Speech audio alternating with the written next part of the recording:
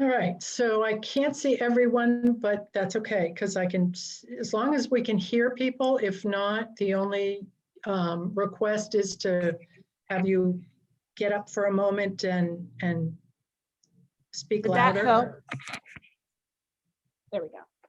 That's better. Great. Right.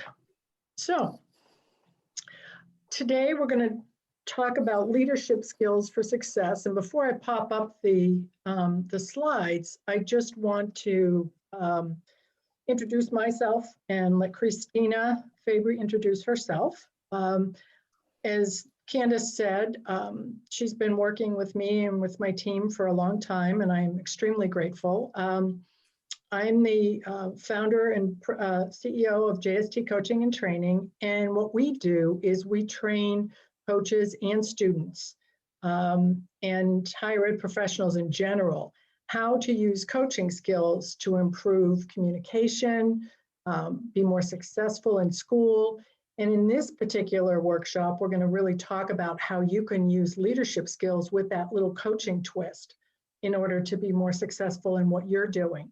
I've been doing this work for over 25 years, and I have to say that working with college students and higher ed professionals is one of my favorites, and that's something that Christina and I do together quite often. I'm in Alexandria, Virginia, which is today 70 degrees, and then they're talking about, oh, it's going to get cold next week. So right now we're basking in the warmth of 3 days and looking forward to more of it. And Christina, I'll turn it over to you. Great. Hi, everyone. I'm Christina Fabry. It's so wonderful to see you. I'm glad you're getting fed. That's one of the most important parts of these workshops. I have been in higher education for over 15 years in a position similar to Candace, and have worked with a lot of student leaders like yourself. So definitely done a lot of training and thinking about, expanding the concept of leadership skills, everything from working with groups that are involved in positions like peer tutoring or work study, to even things like undergraduate teaching assistants. So I'm very excited to be here today and to talk with you more about leadership concepts. Sounds good. All right, let me share the screen and get us going. I forgot to ask Candace, what's for dinner? Meatball subs and chicken ranch. Oh, meatball sub I could go for.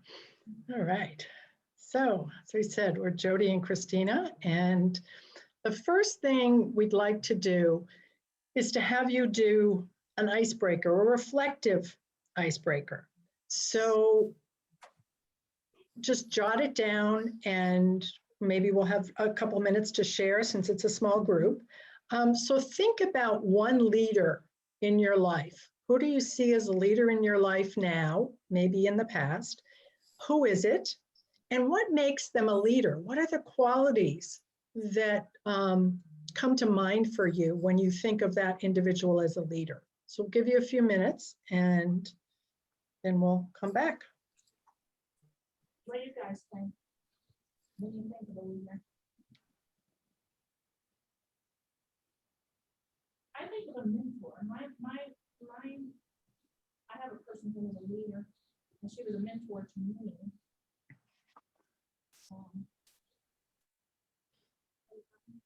Probably say somebody who empathizes with people. That's a great one. I agree. Good. Anybody else?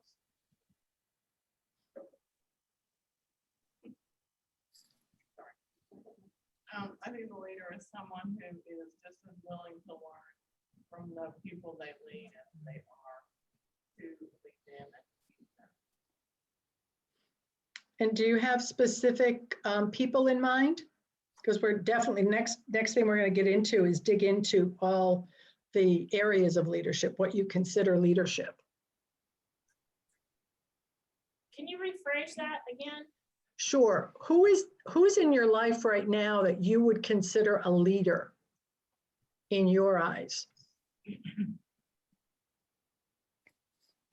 And I love that someone mentioned you know, that they had a mentor in their life, right? Who is that person? And what about their mentorship makes you think of a leader? That was me. And it was one of my graduate or doc class professors. Because women in higher ed in leadership roles are, I think, they're a leader, they're a mentor, and she helped me grow and become, I think, a better leader. I think she taught me some strategies. And I think, how was she a leader? Because she was in charge of different things. She was very organized, and I helped her do a couple of conferences, and her executive function skills were awesome. How Great. about you? You said empathize. So who did you think of? Because that's not a word you would use every time, but I thought it was awesome. There's a professor here on campus, Bill Golmitzer. He's a great guy. I kind of feel like he reaches out to the students, and he's really easy to understand what they're going through, and always willing to help them. That's also a good factor of a leader. I agree. And he's been on our etiquette dinners with us, and he's on our professional advisory board. He's wonderful. I agree with you. He's a great guy. Yes. Great. Anyone else?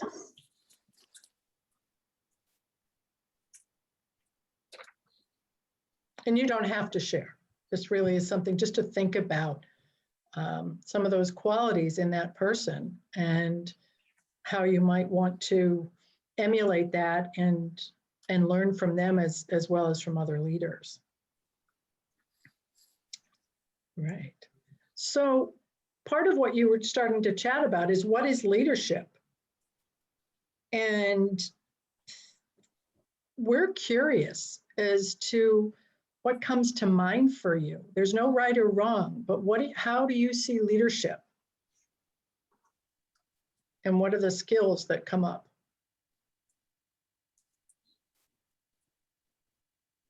I think that a good leader is someone who they're willing to take feedback as to how the people under them feel as I'm struggling here, but the people under them, they might think, yes, you're a good leader, or they might think, no, you're not a good leader, and I wish you would improve this. Like, I had a boss one time that was, well, I've had a few terrible ones. Not you, Candace. But there were some of them that I wish that, I wish that they would be willing to listen to us under them, and maybe they would see that they, aren't doing a very good job. And if they were willing to listen, and some of them have great skills, but then they just have these weaknesses where if they improved, they would have a much better team. I don't know if that made sense, but. Yeah. And it's interesting that you say that, Justin, because it really, it's that process that has to work both ways.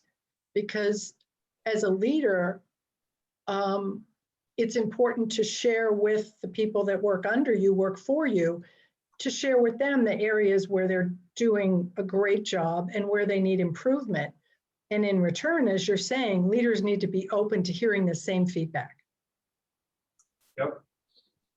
Following what Justin said, I think it's very important that the people who are working for the leader feel comfortable enough that they can go and talk to that leader and tell them, hey, this is going on, not working that well, can we do something?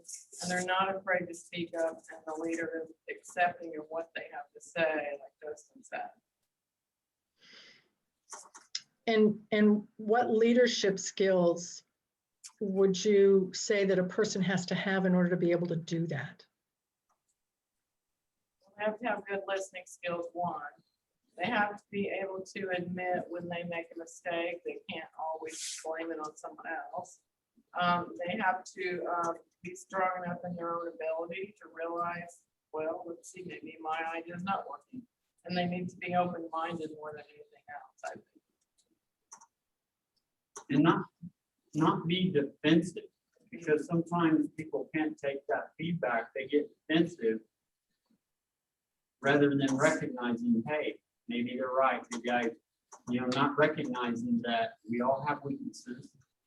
And I think some leaders should look at it like, this is the opportunity for me to become a better leader by listening to the people under me.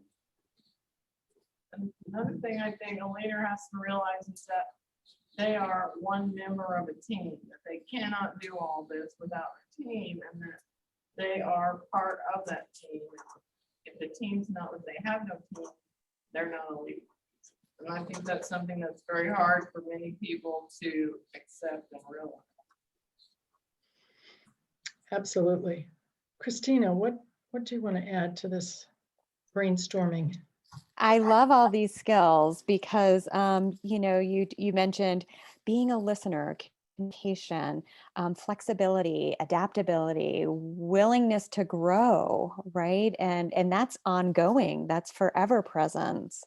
So I think we've got a good brainstorm going with these leadership skills. Absolutely. Anything else you'd like to add?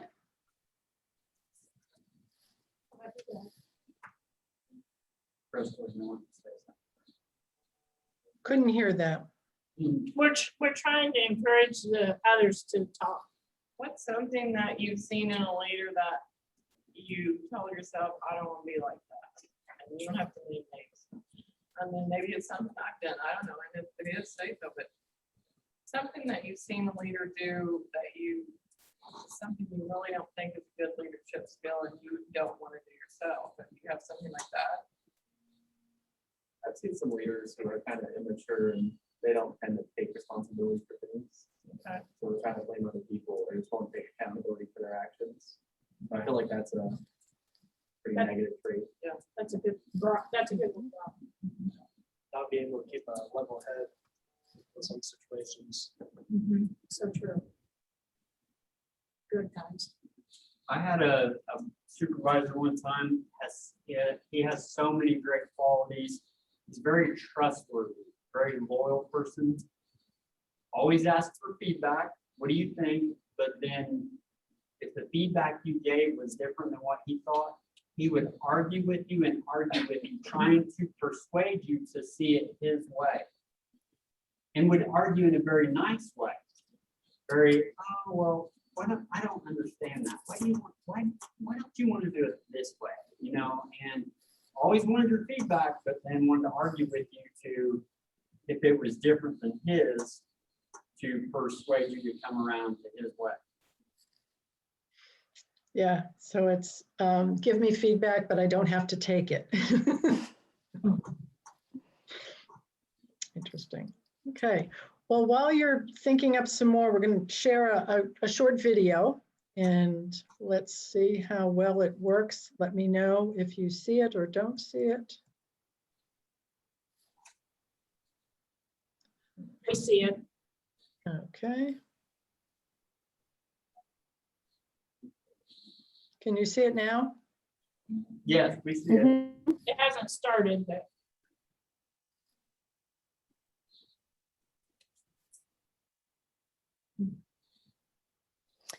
So it's on the screen, but not playing, Jody. Yeah, just needs quick play. It's still, oh, now we can't hear him. That's odd. It's not running for us either.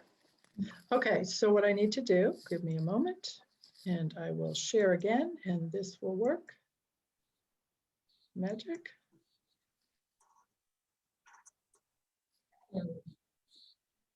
Why is he not? No, I can't either. I don't know why it's, that's unusual. Christina, do you have it on your end? Do you want to try it? Let me see.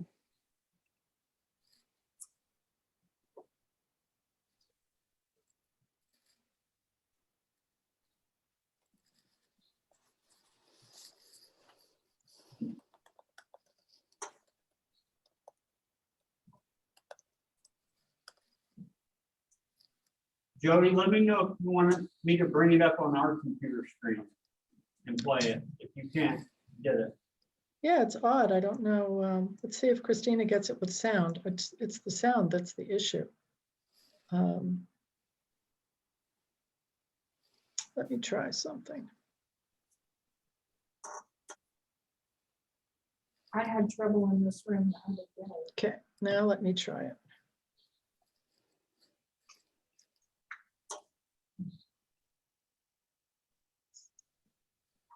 You can hear that, right? No, no, we can't. You hear it? No, Nope. Can you hear it? No. no. Okay, Jody, I'm gonna see if I can take over the screen and see if it works on my end.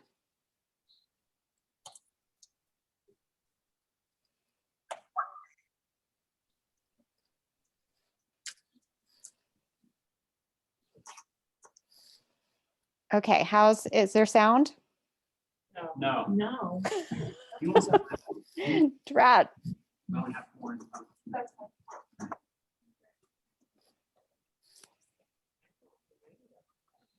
So I'm gonna put the link in the chat. If you don't mind pulling it up, Justin, that would be great. Thanks.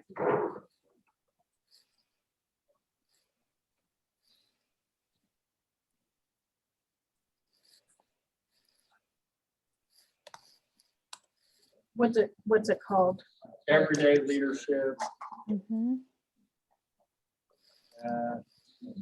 I don't remember what the guys. There it is. Drew does.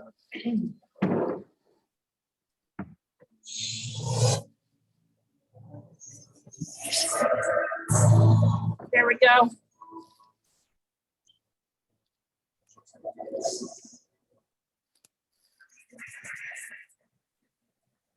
How many of you are completely comfortable with calling yourselves a leader? See, I've asked that question all the way across the country, and everywhere I ask it, no matter where, there's always a huge portion of the audience that won't put up their hand. And I've come to realize that we have made leadership into something bigger than us. We made it into something beyond us. We made it about changing the world. And we've taken this title of leader and we treat it as if it's something that one day we're going to deserve. But to give it to ourselves right now means a level of arrogance or cockiness that we're not comfortable with.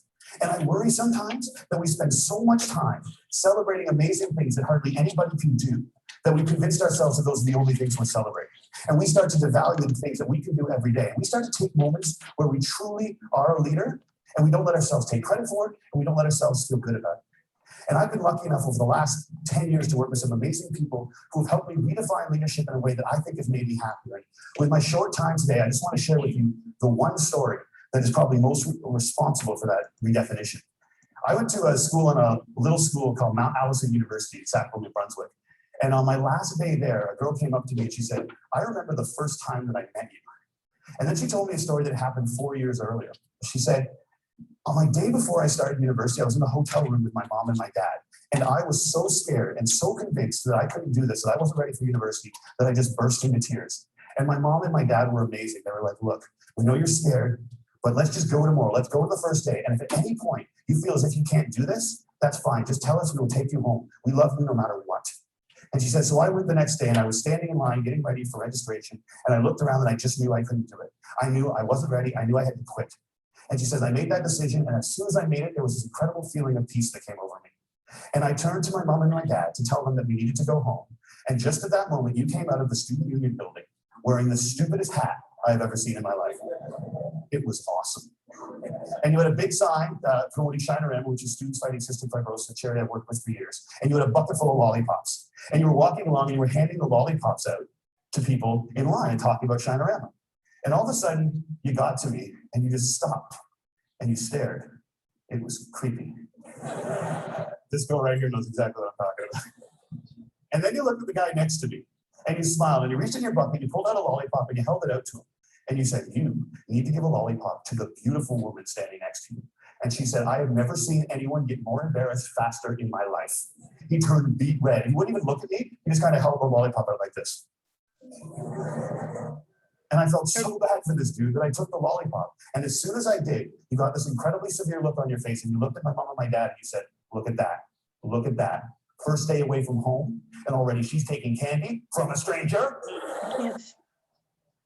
And she said everybody lost it. 20 feet in every direction, everyone started to howl.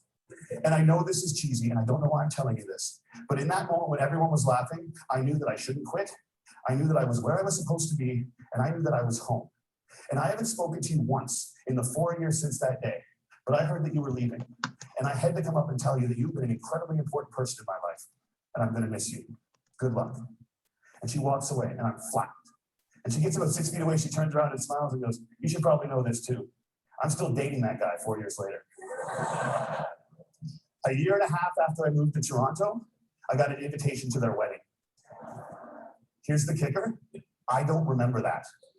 I have no recollection of that moment, and I searched my memory banks because that is funny, and I should remember doing it, and I don't remember it. And that was such an eye-opening, transformative moment for me to think that maybe the biggest impact I'd ever had on anyone's life, a moment that had a woman walk up to a stranger 4 years later and say, you've been an incredibly important person in my life, was a moment that I didn't even remember. How many of you guys have a lollipop moment, a moment where someone said something or did something that you feel fundamentally made your life better? All right. How many of you have told that person they did it? See, why not? We celebrate birthdays where all you have to do is not die for 365 days. And yet we've got people who have made our lives better walk around without knowing it. And every single one of you has been the catalyst for a lollipop moment. You have made someone's life better by something that you said or that you did. And if you think you haven't, think about all the hands that didn't go back up when I asked that question. You're just one of the people who hasn't been told.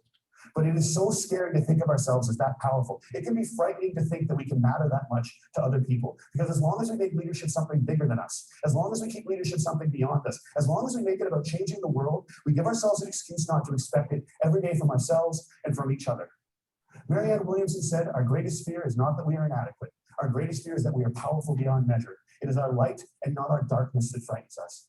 And my call to action today is that we need to get over that. We need to get over our fear of how extraordinarily powerful we can be in each other's lives. We need to get over it so we can move beyond it. And our little brothers and our little sisters, and one day our kids, or our kids right now, can watch us start to value the impact we can have on each other's lives more than money and power and titles and influence. We need to redefine leadership as being about lollipop moments. How many of them we create, how many of them we acknowledge, how many of them we pay forward, and how many of them we say thank you for. Because we've made leadership about changing the world, and there is no world. There's only 6 billion understandings of it. And if you change one person's understanding of it, one person's understanding of what they're capable of, one person's understanding of how much people care about them, one person's understanding of how powerful and agent for change they can be in this world, you change the whole thing. And if we can understand leadership like that, I think if we can redefine leadership like that, I think we can change everything. And it's a simple idea, but I don't think it's a small one. And I want to thank you all so much for letting me share it with you today.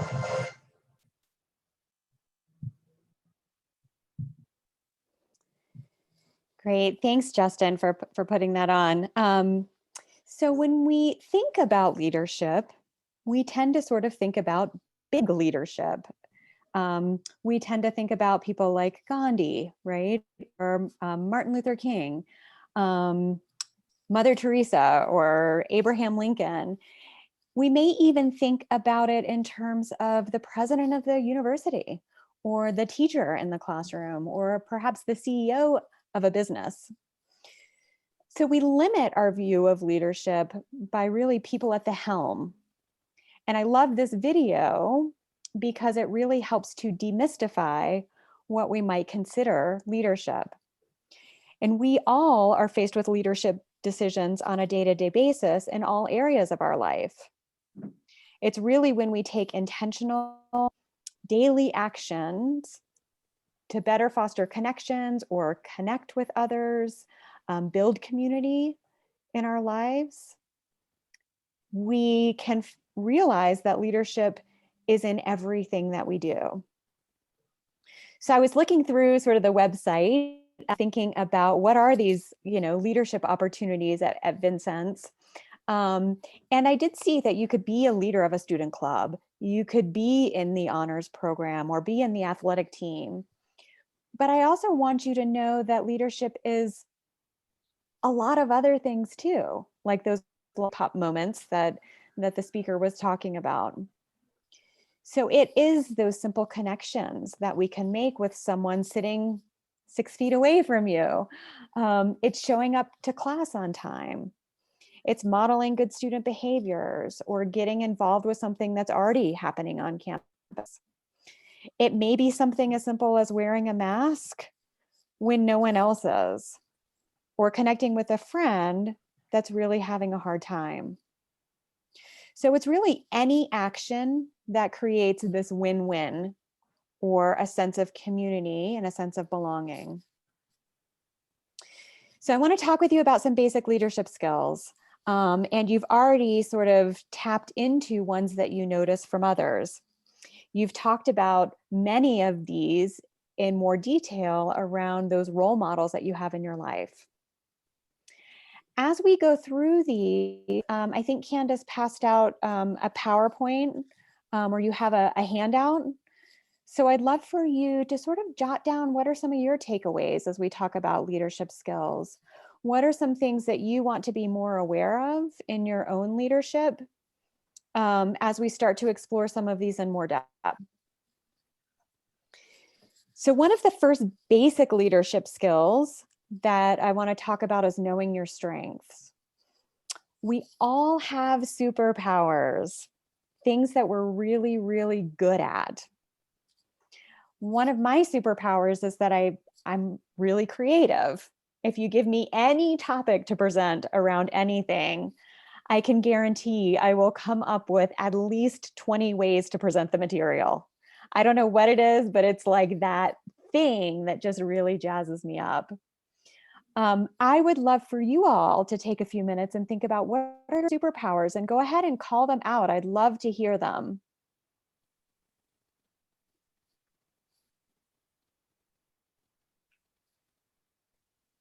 Problem solver. Awesome. Tell me more. Creativity.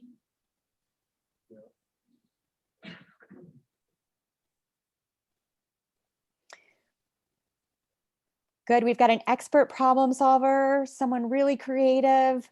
What other superpowers are in the room? Listener. Mhm. Active listener.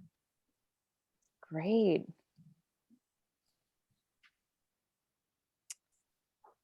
Who else? Mind good machine. Say that. I don't have A good machinist. That is an excellent superpower. Probably also has to do with sort of visual spatial stuff. Love it. Any other superpowers? You might even see some in others in the room. I'm a hype man when it gets to projects and we have to like present and get everyone hyped up. Okay. A cheerleader. Yeah. Good motivator. Good. A motivator. Gosh, we all need that motivator in the room. Great.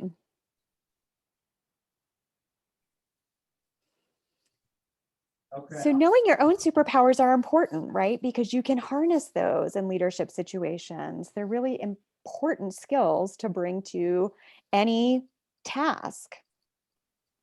Just as important, it's good to know your team. When you're working with others, what do you know about them? Who are they? What's important to them? You know, what are their own superpowers and how can that help contribute to whatever task you're working on as a group? Somebody had the superpower of listening, but that's a really key leadership skill. So most people think of listening sort of at the level of hearing what the person is saying.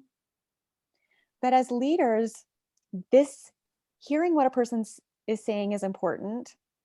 And we all want to listen for what's not being said. So a leader will notice when somebody's reserved. A leader will notice when somebody's uncomfortable. They'll be listening for their body language. They'll be looking for hesitation. So they'll be using all of these different levels of listening to engage with others and to help them feel more comfortable when they're uncomfortable. Another basic leadership skill is accountability. And someone actually mentioned this when we were first talking about, what are the qualities of a leader? Leaders need to be accountable. And this simply means doing what they say they'll do. I know that you all have your own strategies for being accountable. So I'd love to hear a little bit of how do you stay accountable for the tasks that you agree to? What are your own accountability strategies? I hired a coach. All right. Having support. I have an app on my phone that syncs with my computer to make, for my accountability for my time. Technology is amazing. I mean, I love the capacity to sync things, right? Calendars, as you mentioned, are a great accountability tool. I have a to-do list on my phone, an app that I use regularly. I love that. So there's paper-based to-do lists, there's electronic to-do lists. I used to actually tease my mom for making to-do lists. I love them. They guide my life now. To-do lists are great for accountability. Who else? If you say you're going to do something at work, in your class, in your personal life, what are the things that keep you accountable? I think having the sense of not wanting to let down the rest of your team, that you want to do that. I have lists and I have to mark off things. I have to make sure I divide things up so that it's not too big of something at once, so that I can see that I'm making progress. But I think one thing is not letting down your team, realizing that you are not doing it alone. Mm-hmm. So important. So thinking about who are your bees, who are your team members, who can you tell, even if they're not involved with the project, are a great way to stay accountable. Friends.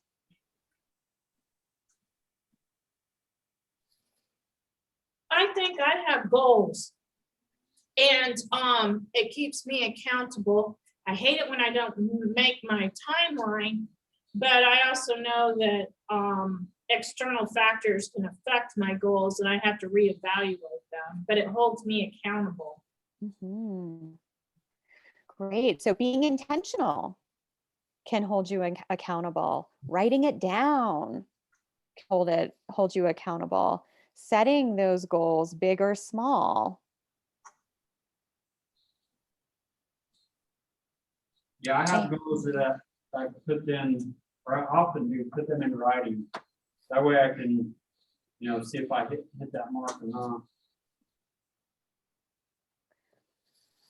I love that. I was thinking about, whiteboards, right, are great places to put those kinds of things to be accountable. Maybe it's pictures, maybe it's some sort of journal, appointment books, all of these places we could write down our goals. So then lastly, I want to talk about self-management because that was another piece that came up. Someone talked about a leader is not defensive. They're flexible, they're adaptable, they grow. And so self-management is a really important part of being a leader. So you need strategies for self-care and emotional regulation. And you need long-term strategies for self-care on a regular basis, right? How do you take care of yourself on a day-to-day basis? But then also, what are some short-term strategies? What do you do when you're tired? When you have a cranky coworker, or you face a customer that's really disgruntled? You need to manage yourself through techniques like mindfulness, taking a deep breath, or visualization.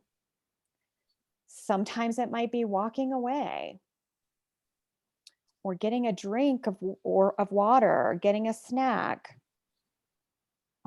Maybe sometimes it's, squeezing your fingers, making a fist, sitting on your hands. So self-management techniques are also important to self-regulation and leadership.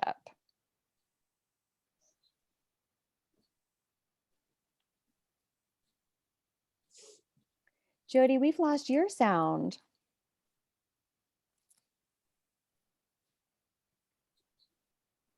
Do you guys know what self-regulation means?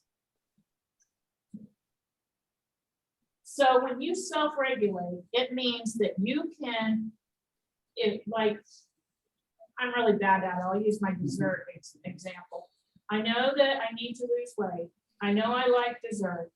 I need to self-monitor and say, I can have one, but then, oh, I got a student a piece of cheesecake, but I already had cheesecake, but they said, oh, it's okay, or Nano say, it's okay, and I can't self-regulate desserts. I just can't. So that if you can self-regulate, like I need to study, and I'll study at this time, and then to self-monitor. If you know your phone is a distraction, then you turn it off or get that app that'll let you study. So you recognize when something, you need to change something or have a strategy to help you. That's self-regulation, and you're doing it yourself instead of your parents or teachers telling you to regulate. Okay.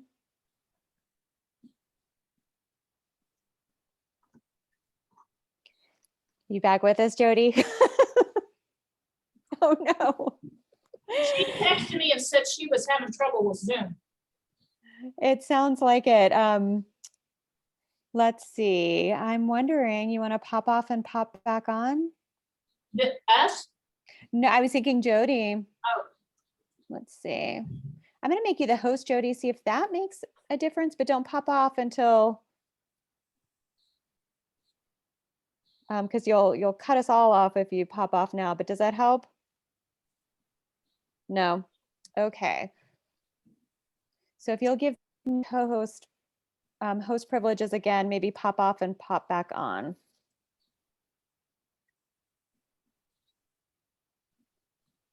It might be a pizza break. Snack break. There she went.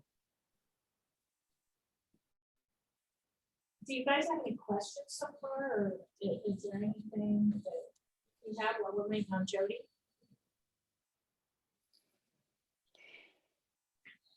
I'm curious about when you think about the leadership skills that we were just talking about, what are the ones that, seem natural?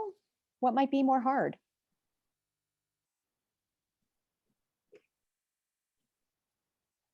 Sometimes it's hard for me to listen.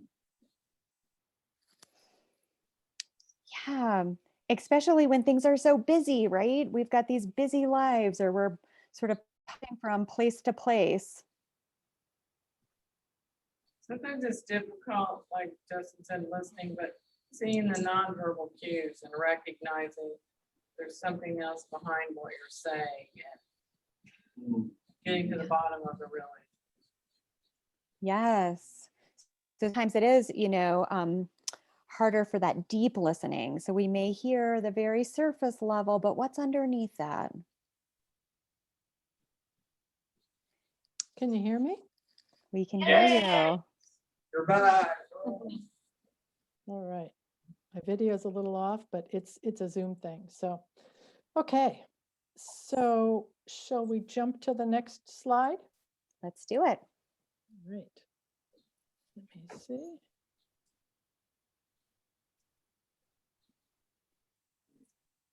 Okay. All right.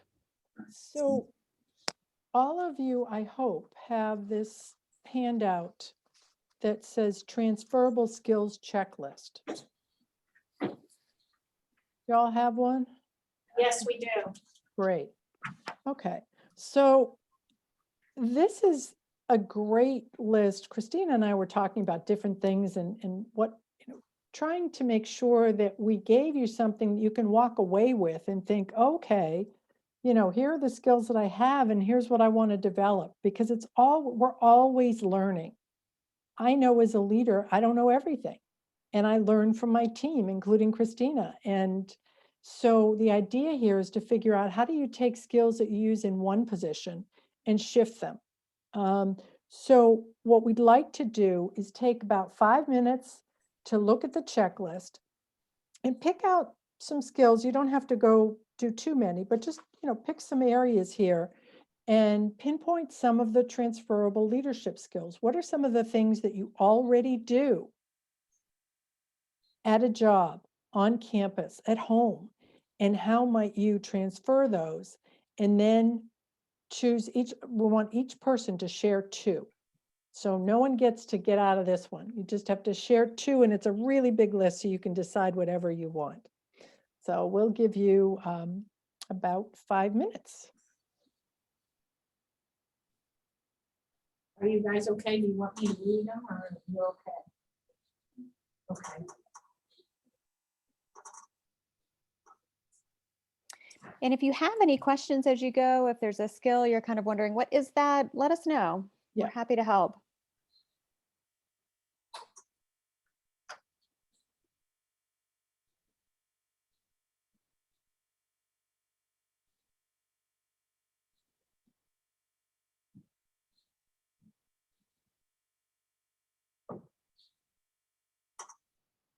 Alex, we're going through and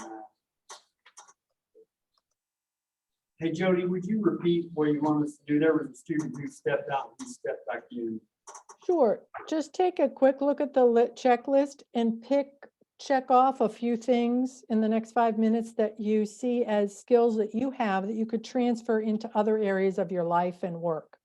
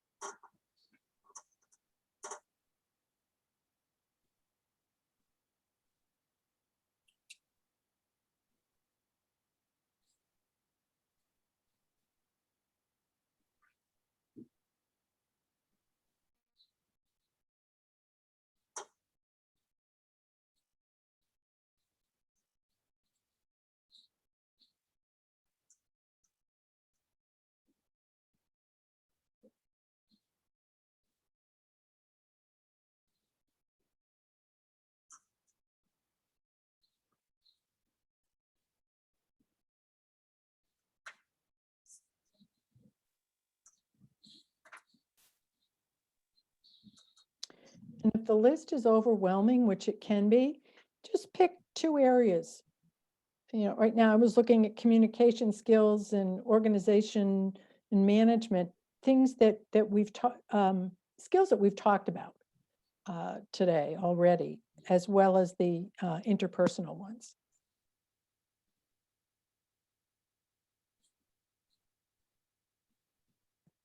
You'll be surprised by how many skills you actually already have.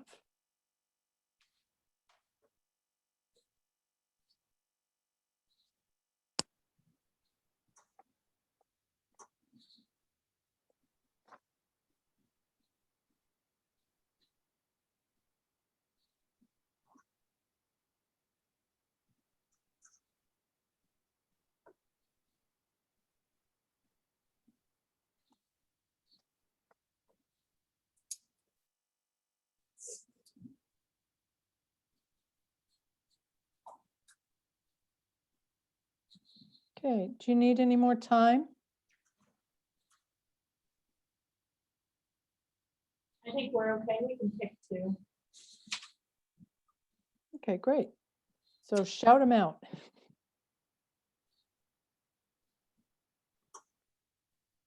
I think I'm good at setting goals.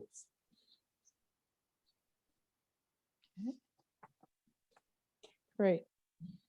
Teaching and instructing others, meeting goals. managing time. How about you guys? Public speaking, I don't know that I'm good at it, but I'm not afraid to do it. Good for you. Where I know a lot of people are afraid to do it. Designing an experiment or a model. Designing an experiment or model, he said. That's good. Rachel? Organizing or creating ideas. Good. What was that? Organizing what? Or creating ideas. Great. Teaching and instructing others, being patient. Being patient. I'm not. Oh, yes, you are, Candace, stop. You just know it's No, evaluation. I'm being sarcastic. You just know. You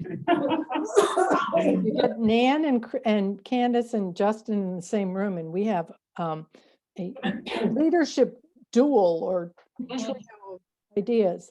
What else have you coming up with? I've got interviewing and facilitating group discussions are things that I've done transferable.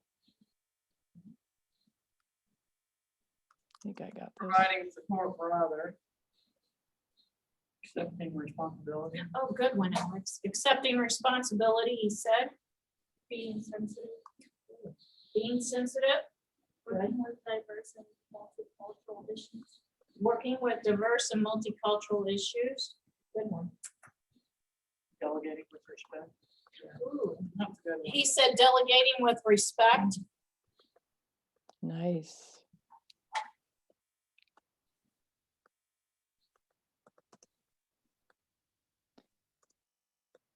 These are such powerful skills that often people don't realize that they don't possess as leaders. So everything that you've mentioned is just such a, it's the core of who you are. Because if these things are coming up for you quickly, that's part of how you live your life. So being able to look at the skills and we invite you to take this skills list and work with it over time. And you'll notice that you have, as we said at the beginning, you have skills that you might not realize are leadership skills. And our goal for tonight is to make sure that you have a sense of where you are and where you want to grow. So when you think about the skills you shared or others that you might have checked off, how do you see these skills serving you in different environments?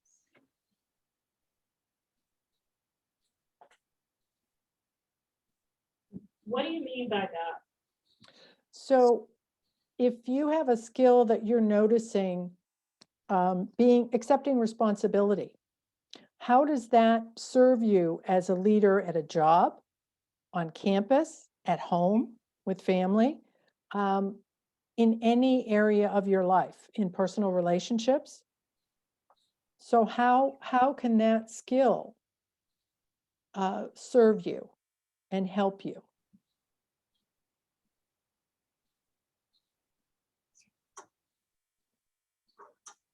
Christina, anything you want to add to clarify? I think sometimes when I have a skill and it's a strength, which these are strengths, I utilize them in my challenge or deficit areas if I can somehow.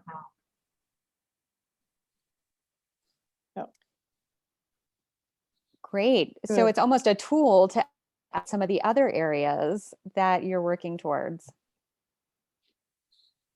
Right. Yeah. Do you guys have any skills that you use here in, like, you have a new roommate, you never met him, or someone in class or at school, and Alex, you work, don't you guys work? Is there anything that you do in class that you do at your job at the bowling alley or at the shop that you mentioned? Who mentioned patience? I did. You have that at the bowling alley, right? Yes. You had that with your former suite mates. So that's what she's talking about. Yep. Mhm. Can you generalize these skills in different settings, right? Exactly. Great way of putting it. So Because that's, you're building relationships in all those environments. So often when people think about leadership skills, they say, oh, I only know how to do it in one specific area. But that's not true when we think about what are transferable leadership skills. These are things that you can use in any situation that you're involved with. So patience is important in the bowling alley just as much as it's in the classroom or at home. So these specific skills can be used in a number of different environments. When I look at delegating with respect, the power of that skill at home and in your personal relationships is, in some ways, can be more important to you and in your life than on the job. Even though delegating with respect on the job is extremely important, imagine you're at home and you're with a significant other, somebody that you're living with or married to, whatever the situation, and you're delegating a task at home. So instead of saying, do the laundry, it's, hey, I'm really busy and I'm wondering, would you have time to take care of this little laundry? Being respectful, but also delegating. How might you fit this into your schedule is an open-ended coaching question that we would use to respectfully ask if they can do that. And being able to let that land and accept whatever comes back. And being sensitive to others the same way. Sensitivity, just want to touch upon this. Sensitivity as a leadership skill is precious. And I say that because many people feel as though, and they believe that sensitivity is a negative. And being sensitive to others, having an intuition, a sense of what's going on, noticing how others are feeling and acting and being in a space is really powerful.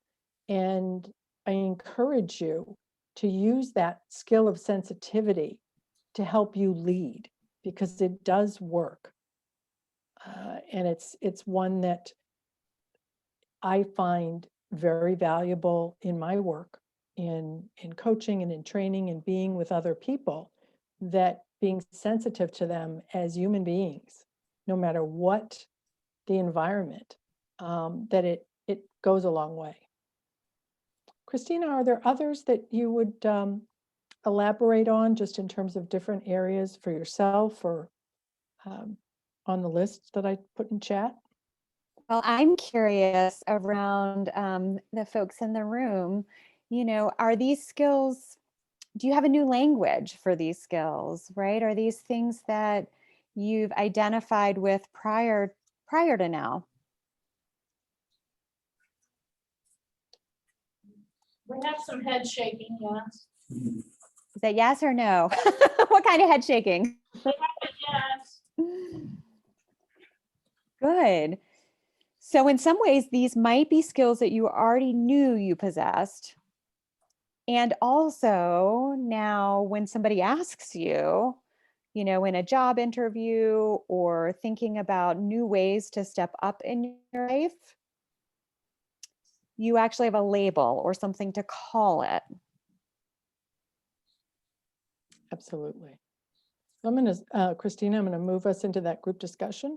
Great. There you go. So we want to expand your ideas or thoughts around leadership skills. We want you to take a look at your list of transferable skills and ask yourself, what other opportunities do you have to be a leader in your life? So share some of the ways that you might explore, whether they're sort of the traditional leadership skills that we were talking about, or everyday leadership opportunities, like stepping up in a new way, the lollipop moments. What opportunities do you have to be a leader in your life?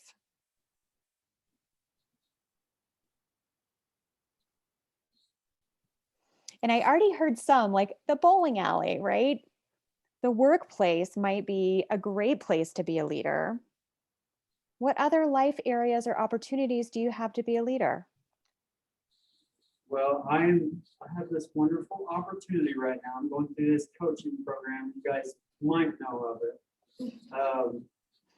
But I feel like I'm really learning a lot, learning to,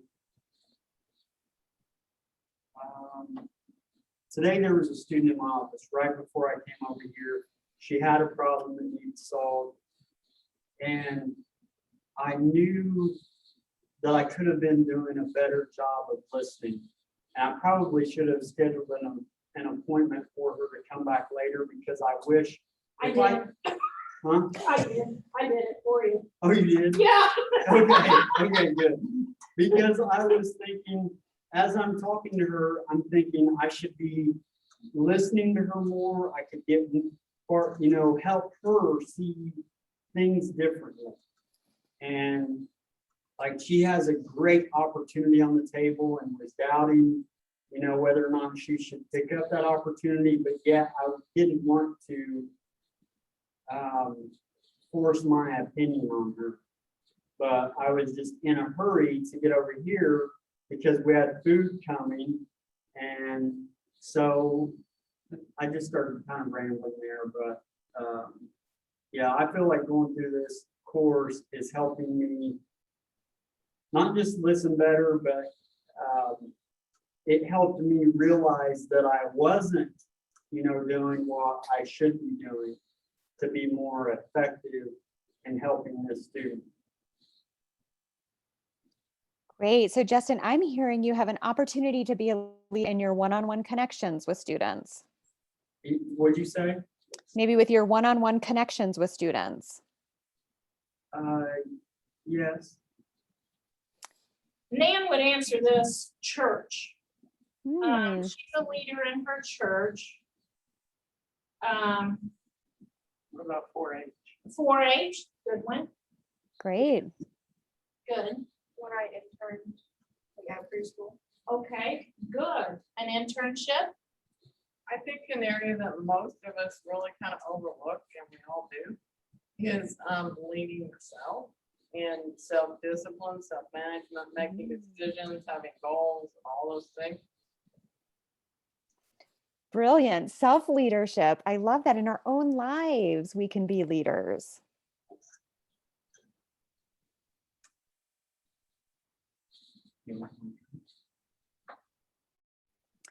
What else? I'm sort of thinking relationships, right? With our siblings, our families, our peers. We can be leaders. Yeah, I mean, that, of course, I'm a very strong person. I have a cousin who's even a stronger person than I am, but many people in the family do not think she's a leader. I don't know, I'm not manipulator, but I think it's hard sometimes to do that leadership in a family situation and a sibling situation. And maybe it's of my family and our dynamic or our culture. Definitely in a family situation in my husband's culture, the woman is not a leader. I said that positively, right? So there's these dimensions to leadership, that some places are easier to be a leader. Some areas might be harder to engage in leadership. I think so. I think sometimes many people are leaders in, like Candace's family situations are a good example. Because you're a leader, and even though people are not liking what you're saying, they think you're out of place, you shouldn't be saying that, they still personally follow that lead, whether they like the fact that you took the lead or not. So I'm almost seeing something else, which might be leadership can involve risk taking. It can be uncomfortable. You might be embracing a leadership skill and others might not follow, and that's okay. And I'm curious, Candace, just using your cousin as an example, what are the skills that you see in her that others don't? Leadership skills, I should say. Well, I think some, God, I don't want to say this as a microaggression, but I'm going to say this.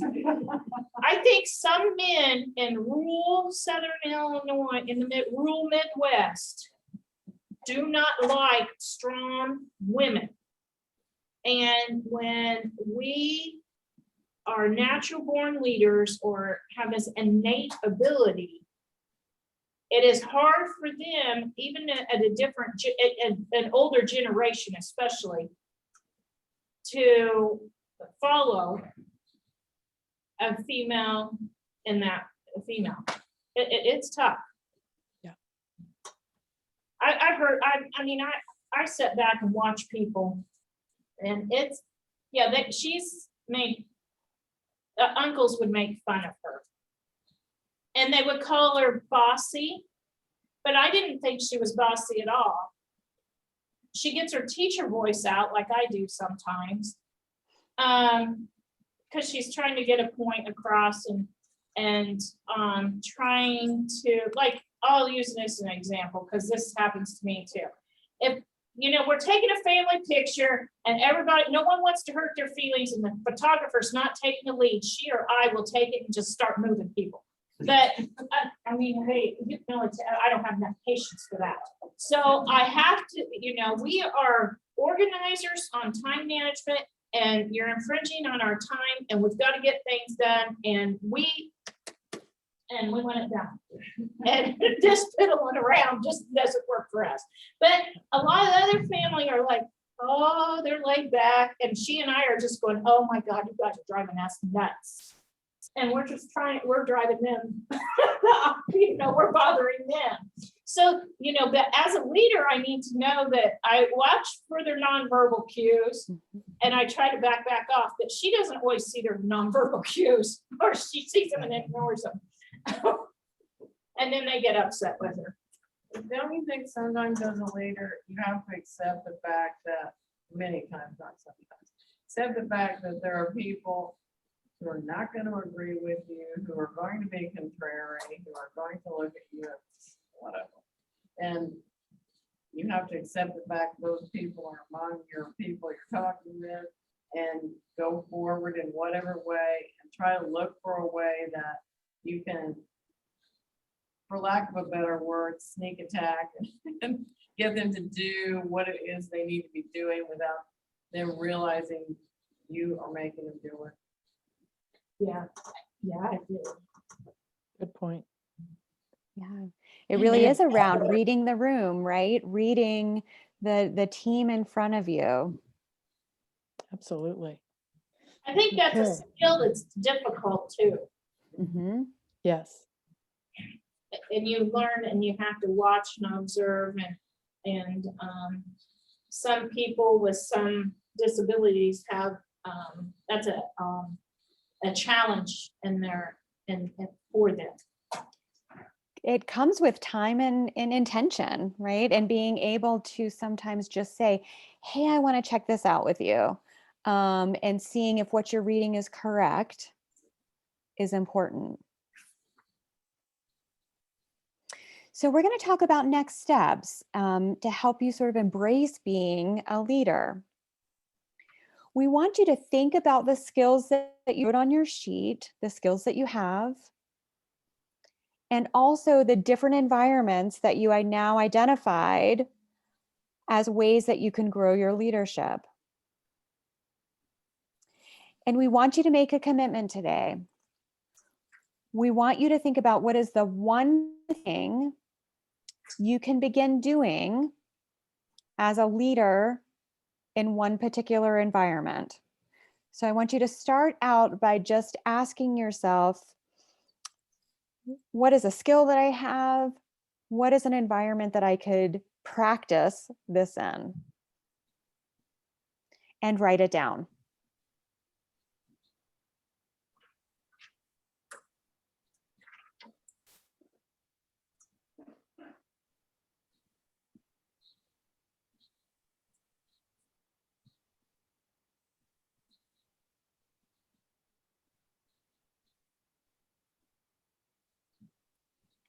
Okay, throw them out. What are some of the things you're thinking about?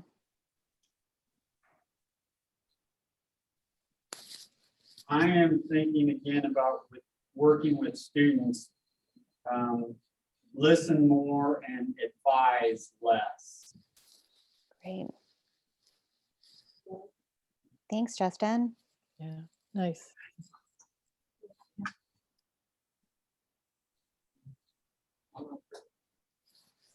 Looking at potential, not looking at past. And what was the last part? Looking at potential and not looking at past. Looking at the potential and not focusing on the past. Ah. Great. I love that. That forward thinking. What about you guys? That's kind of what I think. Good. I just have creating more ideas for the kitchen and speaking out. Okay. Speak now. Or socially. So what, in class, they ask for suggestions and then, speak up? I mean, I do, but no one really listens to the big classes semester, so it's all different groups in one class. We have like Thursday lab, and then we have my class from last semester, and we have 2 kids from another class tomorrow. So it's all broke up. And so you guys get to select what you. No, just sometimes we have like, we chef, like say we have vegetables, we can add stuff to it, then we'll like add stuff and like talk, but I normally don't say anything because I have a different taste palette. So people don't like what I like, because people like spicy and I don't. So I'm like, do that because it's more of a food like thing when it's time to by myself, I don't like spicy. So it's hard for me to hear this. What was that goal statement? Rachel she's in the culinary program here. And so what would you say your goal statement is? Like being more communicative and like getting my ideas out more. I love that. Great. So sharing more ideas in the kitchen. Demonstrating courage. Oh, demonstrating courage, he said. Mm. Nice. And tell me about your environment. What are you thinking about? What environment? Where are you at? Where will you demonstrate courage? At work?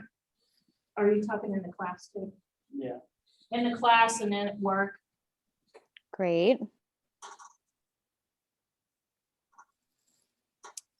So now I want you to put a date to it. When are you going to begin? And how will you hold yourself accountable to this goal?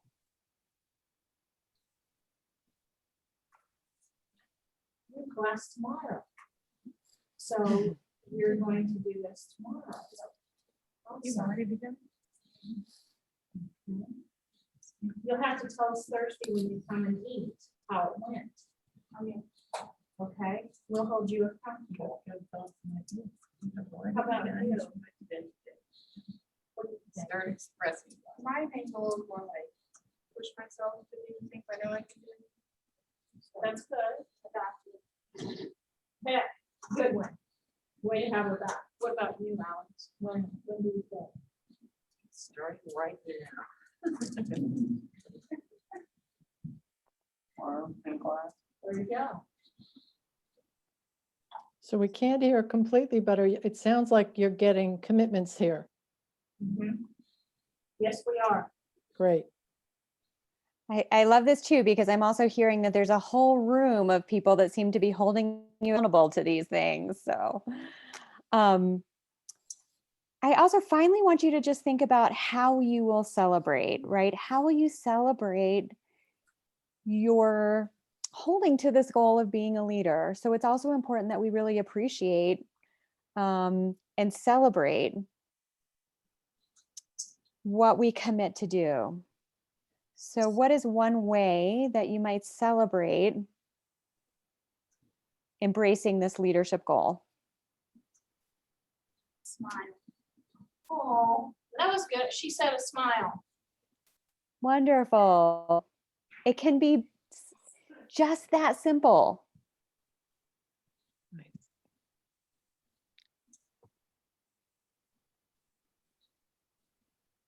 like, just kind of like the overall sense of just knowing I did something that I wanted to do. It's good.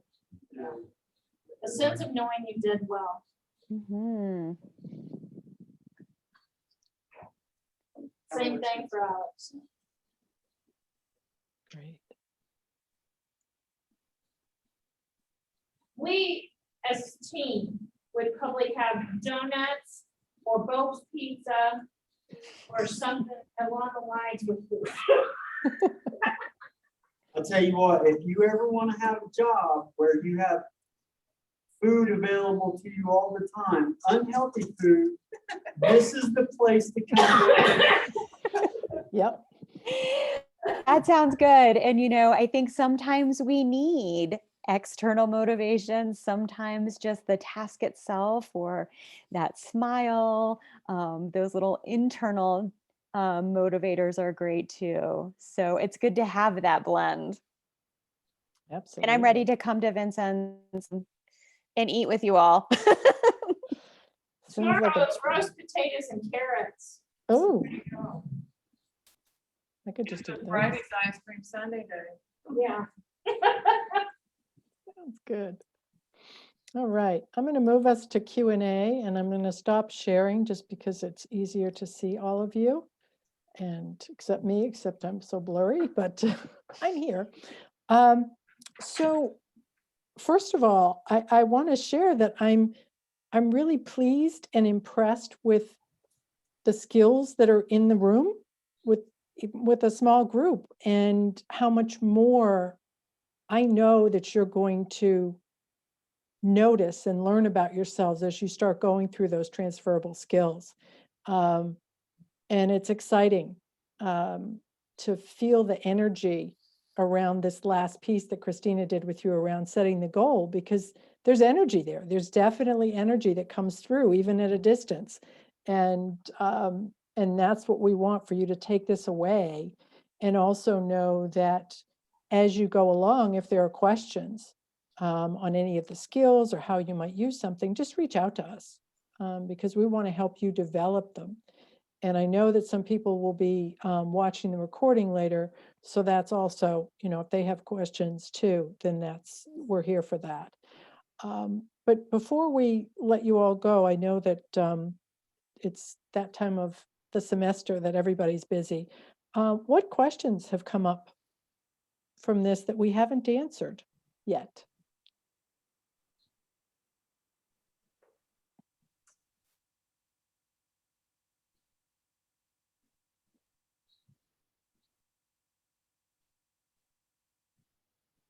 Maybe we did our job. How many of you want to be in a leadership position at some point in time when you, after you graduate? Well, that's a leader. Yeah. He said he wants to. Go ahead. No, He said he wants to own his own shop, machine shop, right? Mm. I've wanted to for the past 3.5 years. there you go. I want to be a teacher. Yeah. You'll be a leader for all kinds of students. What grade? Preschool. Oh. And then high school. Candace does- Preschool leadership is a little different, but it's still leadership. Well, I'll eventually be a high school English teacher. Okay. Woo. High school, college students, yeah. Preschool's a little rough. I will. A little bit rough on me. I'm not a leader of preschool kids.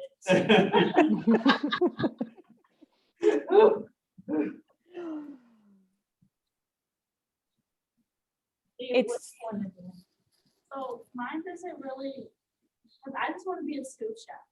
That's okay. Because there's not, because once you get to executive, it's more planning and not a lot of cooking.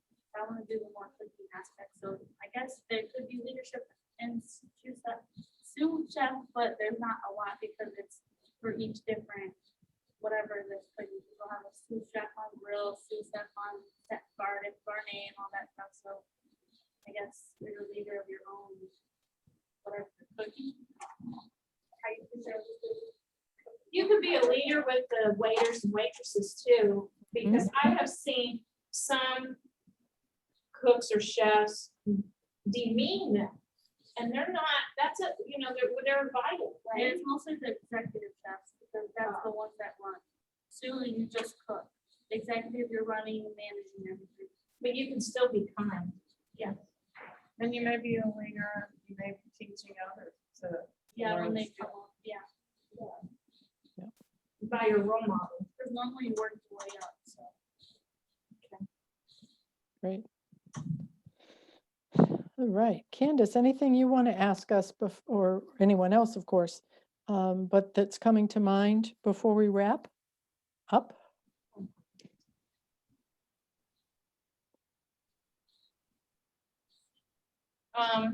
No, I have a comment though. I think this is good because we need to know our skills.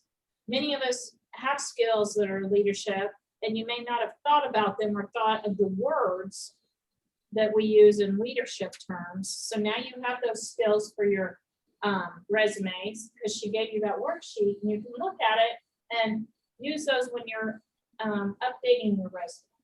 You may not know that. You are thinking about being a school ambassador. That's a leadership thing, right? So I think sometimes we just don't know the words or what to do, so you need to reflect about that and think. And then, you know, I think in our society too, we've been, it's almost annual evaluation time too. We've been taught not to brag about ourselves or be egotistical. But then when we do a resume, you have to be, and in an interview, you have to. So, you know, you, as a leader, you need to be humble, but you also need to be able to toot your own horn, I guess, that's the right thing. That's a weird way of saying it, but, and we have to recognize those things. And recognize them in our staff and make sure that they know that. I think Good another, point. sorry, go ahead. Another important thing is I think that everyone needs to realize that we are all leaders in some way, and we may not even know it. I mean, people are watching us everywhere we are and everything we do. And to someone, we are setting an example of being a role model. We're doing something that made that person feel more encouraged or more able to do something. So when we self-manage ourselves, we are being a leader to others just by them seeing that we are, and by being kind and showing them empathy and respect. Yeah, that's so true. Absolutely. From raising children to being with your neighbors and being in a classroom and working with a fellow student. I mean, there's so much there that that others and we don't always recognize in ourselves. So that's a great point. Now, you made a comment earlier that I thought was very good. I think it was in here. To thank someone about the leadership or the qualities. Am I dreaming that stuff? No, the speaker on the video said. I think that was awesome point. I thought that was good, because I'm thinking, you know, I've thanked my mentor in the past, but I know there's some other people I need to thank. So I'll write them a thank you card if they live close and bring them a jar of jelly. And because that's what I do. So. And it's great jelly too. So I think, you know, we need to recognize those people, because maybe that'll make their day. Yep. You know, it makes my day when a student comes back, and I had a student Saturday call and tell me he got engaged. So that made my day. You know, he graduated 2 years ago, so it was great. Yeah, definitely those important moments that remind you that you're doing a good job and that people appreciate that. Absolutely. Excellent. Well, thank you all for participating, for playing with us, working on leadership skills. And as I said, please feel free to reach out anytime to me, to Christina. Candace has our contact information. And I'm excited. And I know Christina is too, just, to see and to hear about how you grow with these skills. Christina, would you like to add anything? I just want to say that, all of you walked in today as leaders, but we hope that you've expanded now your definition of leadership, and that when you walk out the door, you'll continue to be leaders in all of the different aspects of your life. So thank you again for coming. That's leadership itself, is being here, being open-minded, being able to, think about leadership in a new way. And I hope you'll keep in touch around, your goals and what's next for you. Sounds great. Great. Have a great evening. Good luck with the midterms. Oh, Mhm. yeah, we're like, oh no, it's midterm week, but I don't think actually I thought midterms was next week. My staff said it's this week, and I'm like, oh. So anyway, we had a great discussion. So thank you, Jody And and I'll- Christine, for working with us. We Thank appreciate you it. very much. Yes, Absolutely. And I will send you the recording so you can share. Okay, thanks so much. We Great. appreciate that. Have a good evening. You too. Take care. Bye. Thanks, Christina. Bye. Thanks, guys. Good interaction there. I like this one a lot better than the others. Oh, she's really good. Yeah. Yeah. She's been doing those building inclusive, has been good, haven't they, Alex? Yeah, her and Joey. So is there some sandwiches left? Does anybody want, there's some potatoes